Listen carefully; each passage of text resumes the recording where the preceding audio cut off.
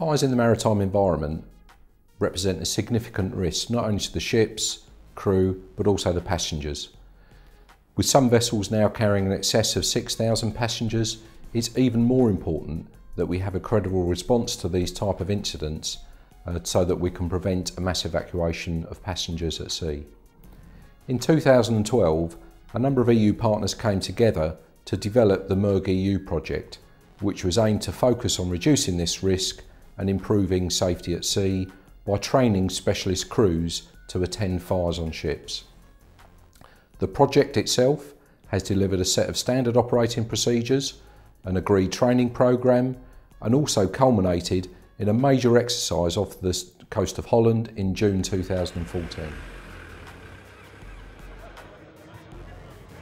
In June of 2014, the partners in the MIRG-EU project combined to undertake a large-scale exercise on board a DFDS ferry, the Princess Seaways, off the coast of Holland. The exercise was designed to test the ability of the teams to respond to and deal with an incident on board a vessel at sea. In the event of an incident on a vessel, the ship's master would put a distress call in to the relevant Coast Guard Coordination Centre, who assess the call and then request the assistance of a MIRG team via the Fire and Rescue Control Centre. On receipt of the call for assistance, the MIRG team gather to assemble the required equipment and prepare to be transported to the vessel.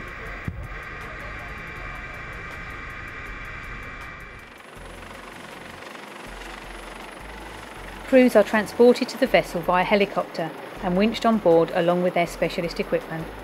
A command team is lowered on board first, followed by a support team. During the exercise, the helicopter was very kindly provided by the NHV crew from Ostend. Once on board the vessel, it is vital that the firefighters log who is on board and the procedure should an emergency evacuation of the vessel be required. The officer in charge of the MIRG team also makes contact with the master of the vessel to agree the assistance required and to begin to develop a plan. The importance of careful planning in the initial approach when dealing with an incident on ship cannot be underestimated. It is absolutely vital that crews get early information on the location, the severity of fire, any hazardous cargo and any risks to life.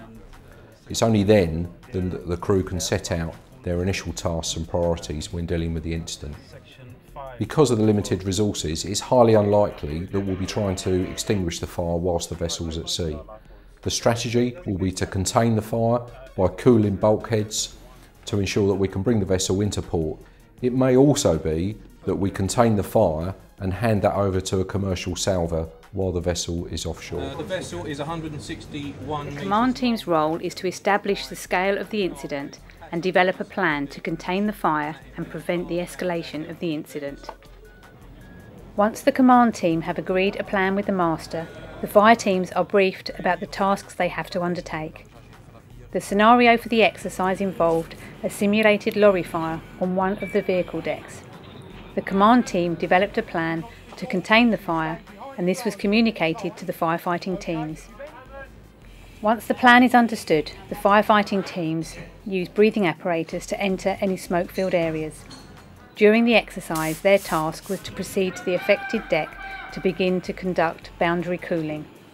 At all times, the crews made sure that they moved through the ship in a safe manner, assessing the conditions. Once at the relevant deck, the teams put in place specialist equipment called fan sprays. These sprays are designed to cover a bulkhead or deck with a fine water spray. This helps to keep the structure of the ship cool, reducing the impact of the fire and helping to buy valuable time to get the vessel back to port. At all times, crews ensure that they monitor and limit the amount of water they are using to reduce the impact of this water on the stability of the vessel. The exercise concluded once all of the tasks had been achieved and the simulated fire had been contained. Also present at the exercise were a large number of observers from partner organisations. These observers came from all over the world to observe the outcomes of the project being put into place and to establish contacts to further develop the MIRG concept across Europe and beyond.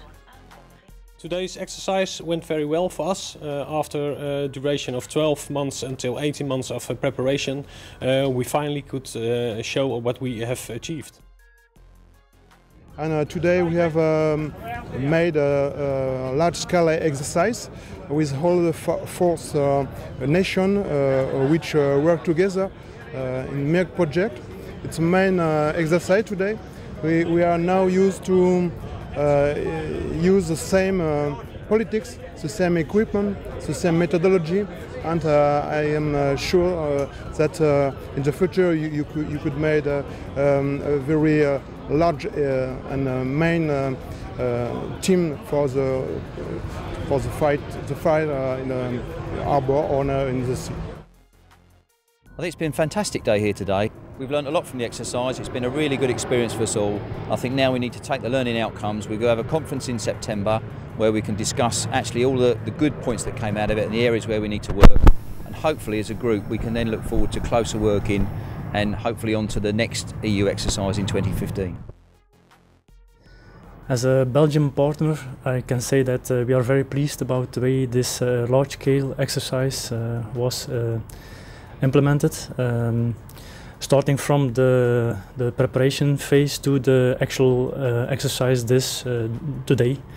Every team, the four partners did an excellent job, and I hope this MIRG project can continue in the future and become once a EU module. We're really looking forward to continuing to develop this relationship with the MIRG-EU team to ensure safety of passengers and crew on board all of our ships and also all of the other ships that operate in our busy seas on the Channel and in the North Sea and in the Baltic. The MIRG-EU exercise was a significant undertaking which required a lot of detailed planning and activity over several months. It was a huge success and enabled all of our partners and operational teams to use the standard operating procedures and training programme and test those in a realistic and demanding environment. Our thanks go out especially to DFDS for providing the vessel and working with us throughout the exercise, and also to the European Regional Development Fund and Interreg for providing the funding for the whole project. The project partners are now working very hard to make sure that the effort we've put into MIRG-EU remains sustainable, and we're also looking for opportunities in the future to build on this work and create a platform which will improve maritime safety in the future and for many years to come.